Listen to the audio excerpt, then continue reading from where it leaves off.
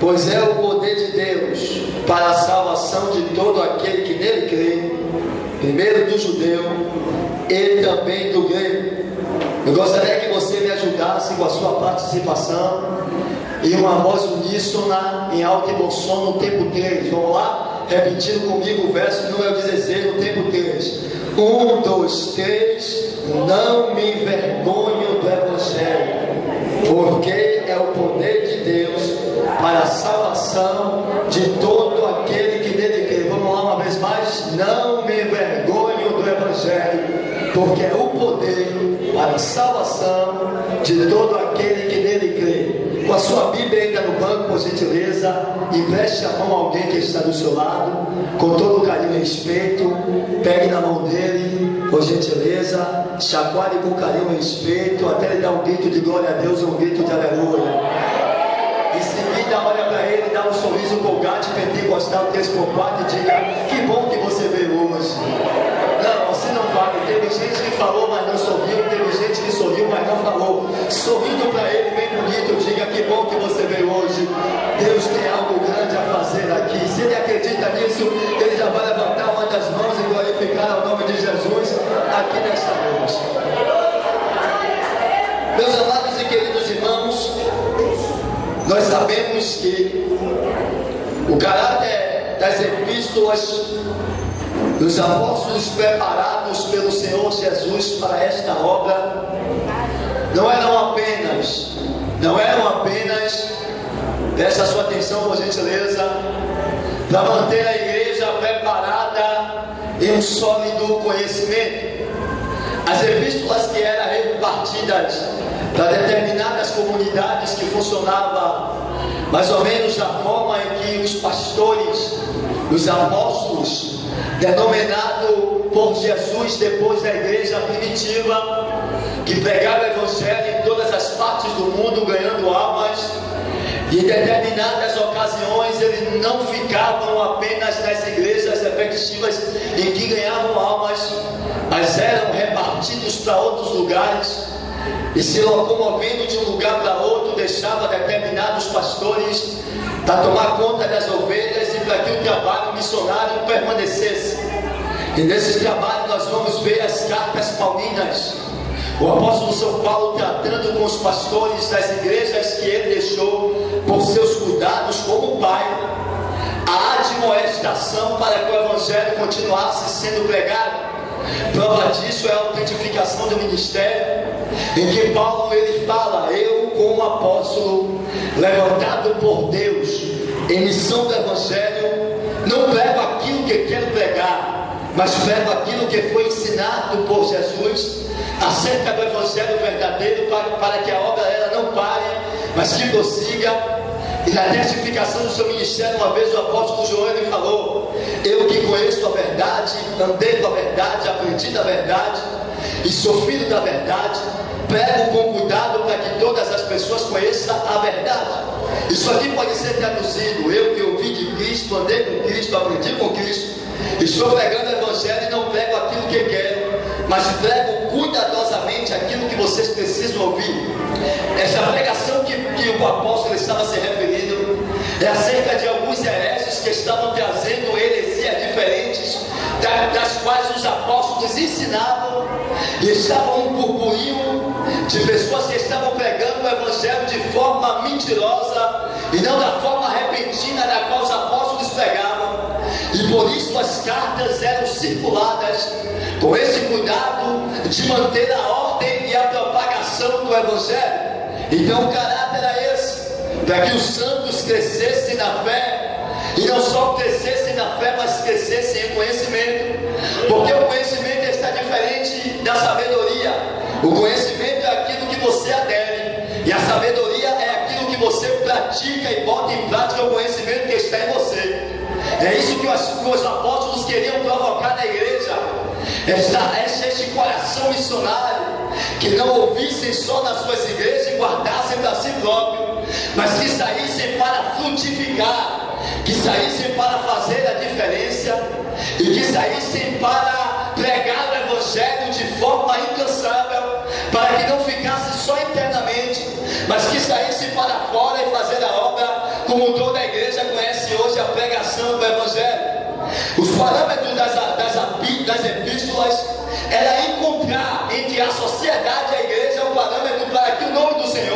não fosse escandalizado, tal como Paulo uma vez, ele recomenda que as mulheres de Coríntios usassem o véu, e algumas pessoas não entendem e se perguntam por que Paulo pediu isso, porque Paulo estava entendendo que a igreja é um fenômeno que, apesar de influenciar e não ser influenciado, precisa achar um parâmetro entre a sociedade, para que o nome do Senhor não seja escandalizado. Por exemplo, da forma em que nós andamos, os lugares que nós chegamos, como pregar o Evangelho. Por exemplo, não podemos falar uma coisa em um lugar e que será aceita em outra. Nós temos que ter estratégia. Certos lugares não vão aceitar uma palavra que você vai dar em uma praça pública. Alguns lugares o Evangelho tem que ser pregado com um teor de dificuldade maior de compreensão das pessoas, e nós temos que ter um conhecimento específico na preparação divina para que nós possamos pregar o Evangelho. Por isso Paulo estava dizendo: vocês vão usar o véu, porque naquela mesma igreja, algumas mulheres que se converteram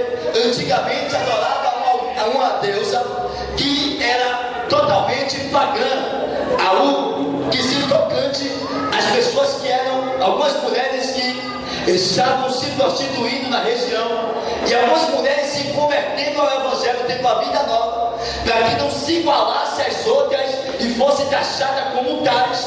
Paulo estava recomendando o uso do véu, dizendo: nós temos que fazer uma diferença. A igreja não foi chamada para estar juntamente com o mundo, a igreja não foi chamada para se parecer com o mundo. Todos têm que olhar para a igreja e ver a diferença diante de nós. O que nos chama a atenção é que essas recomendações funcionavam porque os apóstolos estavam pregando o Evangelho. Mas só que nós olhamos aqui a carta ao romano, nós vamos analisar que não é qualquer tipo de carta. Os romanos tinham um teor muito grande de conhecimento, porque adotavam a cultura grega, e na escrita eles eram totalmente fenomenais no que se diz ao conhecimento. Então eu estou vendo Paulo aqui em um grau mais alto de pregação, em uma carta de difícil acesso, e Paulo está trabalhando no capítulo de número 1 a justificativa. O que é que Paulo está dizendo? Eu não fui ter com vocês porque eu não quis, não me faltou tempo para ir visitar vocês, mas mesmo não indo ter visitar vocês, eu entendo como está a sua situação, entendo como está a igreja, sei dos seus passos, as cartas circulam, e isso eu posso saber, porque sei como está o andamento. Paulo está trabalhando com a justificativa, dizendo à igreja de Roma que não foi visitar eles porque não quis, mas lhe faltou a oportunidade, porque Paulo estava pregando o Evangelho em todos os cantos, e faltou até a oportunidade. Paulo está se desculpando com a igreja de Roma. Havia dois tipos de carta: as cartas que eram as cartas locais, que serviam para resolver problemas específicos de algumas localidades, como a carta aos Coríntios e algumas outras cartas, e umas que eram chamadas de universal, que eram doutrinárias e serviam para qualquer igreja, porque estavam no tocante um assunto de Cristo para continuar na sua fé. Mas essa carta aqui é específica. Paulo está tratando com a igreja de Roma, e Paulo, até o verso de número 14, parece que a sua justificativa é plausível, porque Paulo está se justificando dizendo: eu não sou só devedor dos romanos, eu sou devedor de grego, sou devedor de judeus, e assim como muitas congregações e igrejas eu não visitei, eu não tive a oportunidade, mas quando eu puder eu vou retornar a Roma e vou visitar vocês. Mas não quero que vocês pensem que eu não estou se preocupando com a obra missionária, muito pelo contrário, estou orando pela igreja de Roma, estou intercedendo pela igreja de Roma, estou vendo os seus passos, conheço o que vocês estão fazendo, e não vai faltar oportunidades específicas para que eu possa retornar. Até aí tudo bem, é saudável, a justificativa de Paulo se encaixa, mas parece que Paulo está se desprendendo um pouco do que ele falou, porque Paulo parece que vai agora falar algo que está desprendido de toda a sua justificativa. Paulo, no verso de número 16, ele está dizendo: eu não me envergonho do Evangelho, não me envergonho do Evangelho, não me envergonho do Evangelho, porque é o poder de Deus para todo aquele que nele crê. Eu não me envergonho do Evangelho. Ora, todos nós sabemos e temos que entender por que Paulo está dizendo: eu não me envergonho do Evangelho. Onde é que se encaixa essa justificativa de Paulo? O que é que ele está querendo tratar com a igreja de Roma? O que é que Paulo está querendo dizer? Primeiro, para nós entendermos, todos nós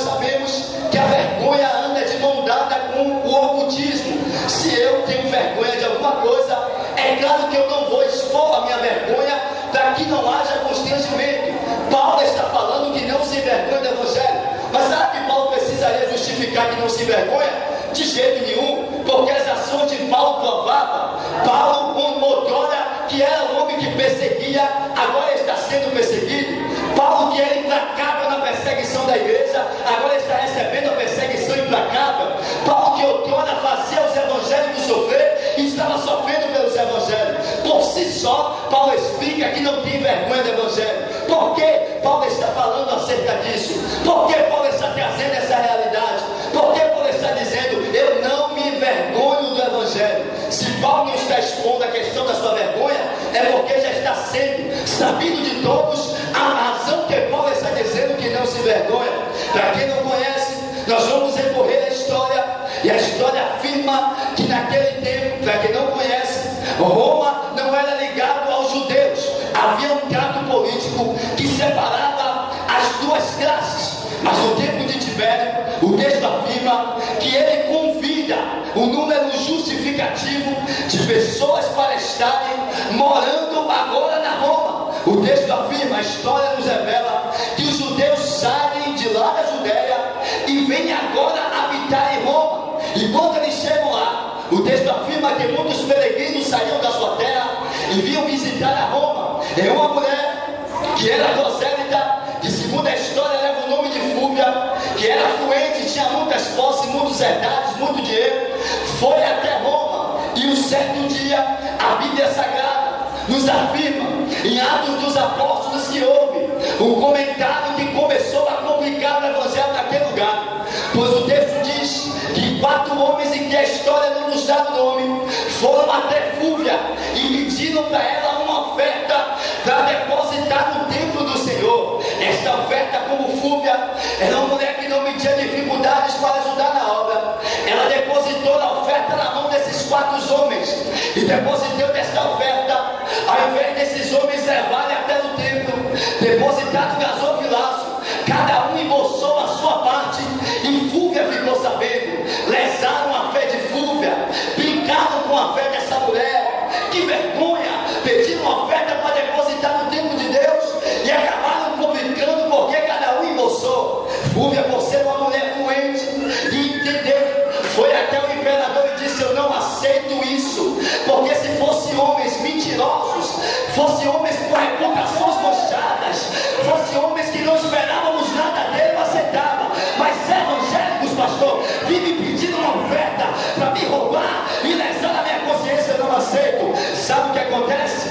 Foram 4 homens, mas Tibério não quis saber apenas do 4, era um papo de 4, porque a lei do retorno a justiça é essa. Se foram 4 que roubaram, serão 4 punidos, correto?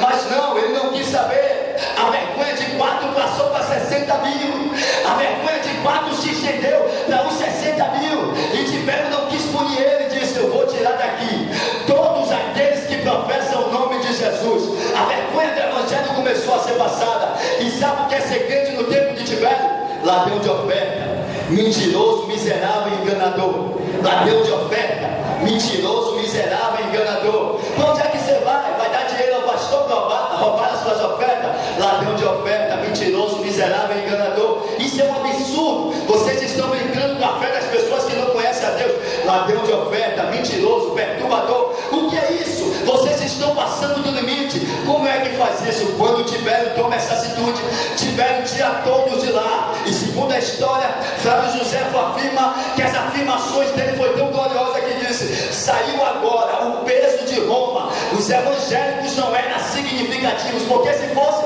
não iam passar por situação constrangedora. Olha onde o evangelho chegou. Os crentes, ao invés de estar sendo reconhecidos como pessoas diferenciadas, referência para a sociedade, roubaram a oferta de Fúvia e comprometeram 60 mil. E ser crente na época de Tibério é isso. Mas só que você pode estar me perguntando, como estudioso da Bíblia Sagrada, dizendo, não, mas a carta que Paulo está escrevendo não é datada no tempo de Tibério. E por que está falando disso? Perfeito, vou chegar onde você quer. A Bíblia diz, junto com a história, que quando o outro imperador assumiu o povo romano, eles fizeram outro tratado político, e praticamente 20 anos depois, o povo está de volta. Estando de volta, a Bíblia Sagrada vai nos afirmar, em Atos dos Apóstolos também, que estavam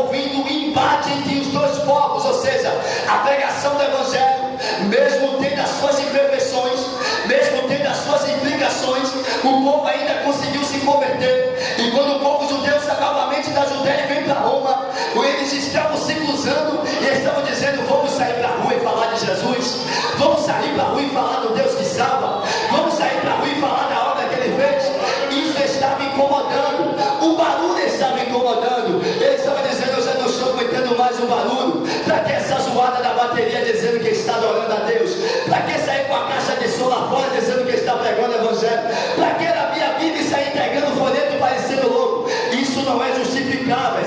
Vocês vão sair daqui. Por esse bate os escândalos começaram a tomar a cidade de Roma, e ele despede os romanos também. Sabe o que é ser evangélico no tempo de Paulo? Ladrão de oferta, enganadores, miseráveis, mentirosos e perturbador da paz pública. Vou repetir: ser crente na época de Paulo é ser ladrão de oferta, mentiroso, perturbador da paz pública e enganador. Paulo, sabendo disso, Paulo está dizendo: não fui visitar vocês, e já estou logo dizendo: eu não me envergonho do mundo me taxar de mentiroso, não me envergonho do mundo me taxar de ladrão de oferta, não me envergonho do mundo estar dizendo que eu sou perturbador da paz pública, porque eu sei que o Evangelho é o poder de Deus que tira o homem da miséria, traz para a glória dele, galera. Só quem entende o poder do Evangelho aqui, levante a mão para adorar a ele, pelo amor de Deus.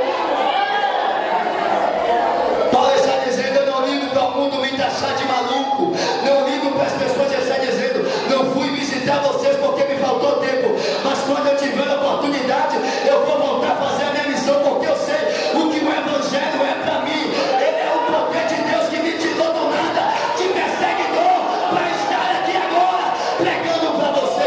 Pega na mão de alguém, pega na mão de alguém, pega na mão de alguém, levanta a mão dele para o alto, e Jesus está dizendo: eu não me envergonho do Evangelho. Quem quiser que fale, pastor, quem quiser que se espalhe, a igreja não vai parar de pregar e nem se envergonhar.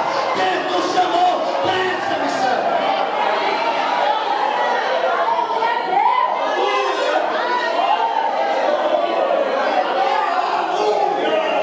Eu não me envergonho do Evangelho, porque eu sei que ele é o poder de Deus. Algumas pessoas pela época conseguiram se influenciar, algumas pessoas até pelos escândalos desistiram, mas eu estou escrevendo não para me aparecer, ou não para dizer que eu tenho um teor de conhecimento. Eu estou escrevendo a você para dizer: esses guerreiros que estão em Roma pregando o Evangelho, a recompensa não vem do homem, a recompensa vem de Deus. Prega o Evangelho, porque quem recompensa é Deus. Quando Paulo está falando dessa verdade, eu entendo uma coisa: Paulo está direcionando a carta para aqueles que não desistiram, Paulo está direcionando a carta para aqueles que estavam incansavelmente, mesmo tendo fama de ladrão de oferta, perturbador da paz pública, dizendo: eu sei o que o Evangelho é para mim. Se nós olharmos a psicologia, quem estuda aqui, porque tem um grau de conhecimento até básico, pode entender que a psicologia trabalha com a ideia daqueles que são influenciados pelo meio que vive. É claro, se eu vivo no meio que algumas pessoas podem me influenciar, logicamente que eu vou poder me influenciar pelo meio que eu vivo. Eu sou espelho da educação que a minha família me deu, eu sou espelho do bairro onde eu moro. Mas aí não para por aí. Herbert Van Buren traz algo diferente da psicologia e diz que ela cresce com um poder diferenciado de você não se influenciar, um poder cognitivo de você dizer: eu estou no meio, mas não vou me influenciar. Essa capacidade cognitiva é como se você olhasse para o seu meio e dissesse: eu sei quem eu sou e não vou poder ser influenciado por ninguém.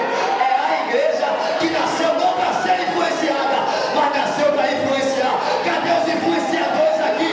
De quando a palavra levanta a mão para adorar. Paulo está dizendo: eu sei o poder que o Evangelho é, eu sei o poder que o Evangelho traz, por isso eu não me envergonho, eu não me envergonho do Evangelho. A Bíblia nos afirma que Jesus, quando for apresentar diante do Pai, ele diz: aqueles que se envergonharem diante de mim naquele grande dia, eu também me envergonharei dele diante do Pai.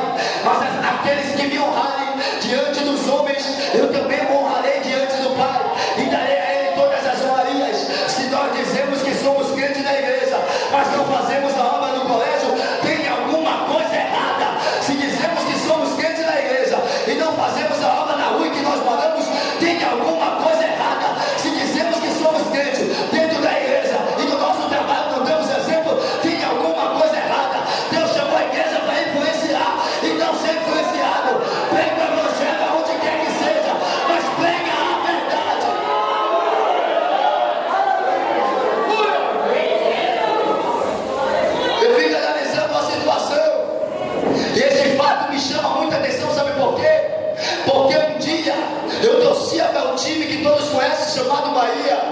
E até o time estava na Série C no ano 2007.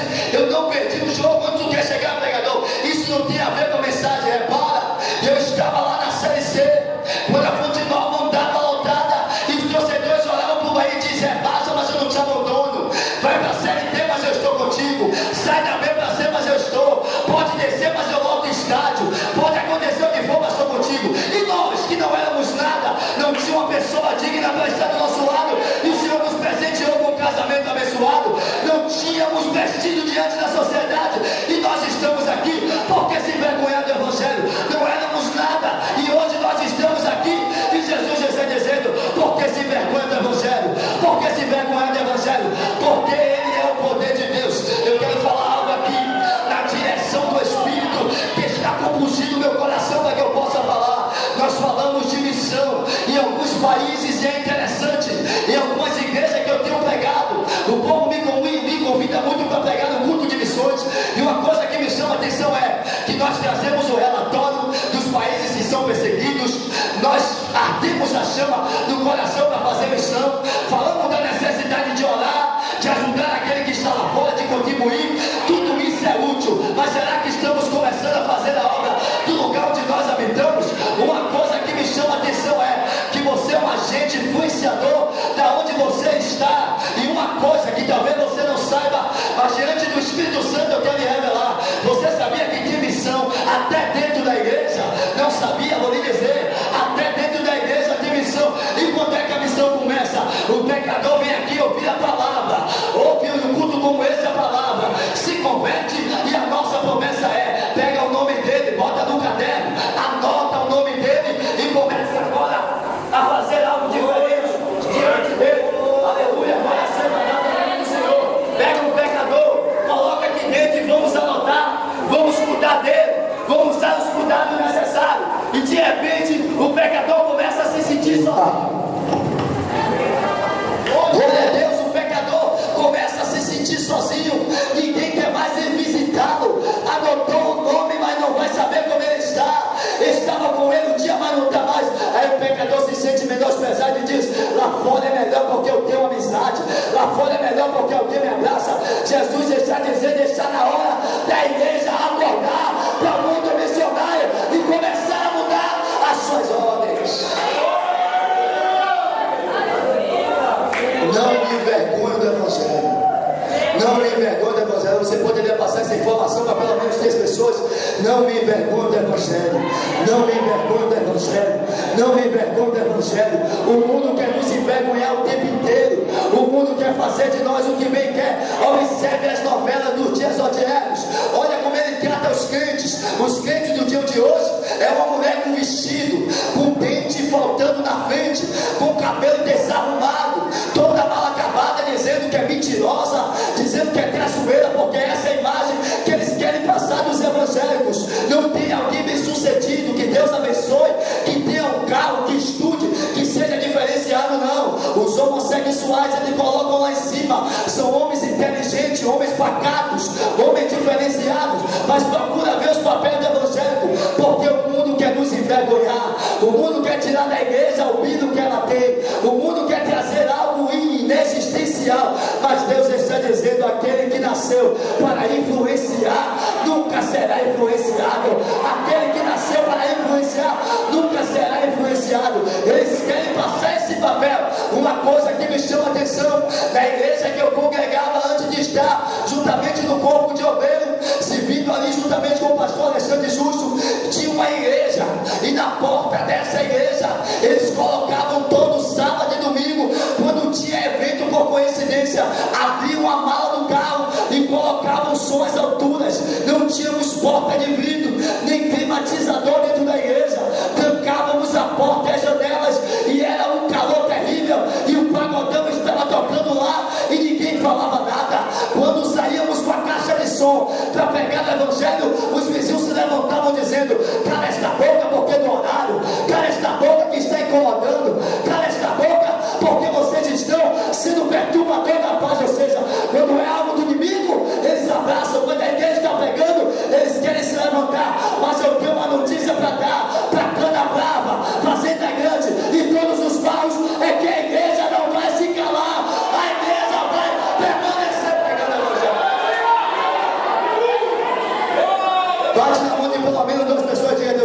você para essa obra. Deus conta com você para essa obra. Deus conta com você para essa obra. Pastor, conta com o Senhor. Deus conta contigo para essa obra. Conta contigo para essa obra. Conta contigo para essa obra. Só que acredita nessa verdade. Uma mão é pouco, irmão. Ergue as duas para adorar.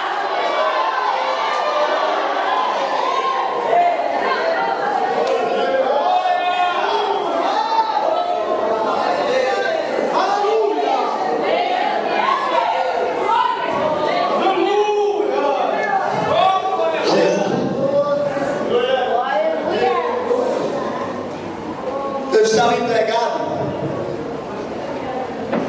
e em certo tempo eu sem fazer nada, desempregado,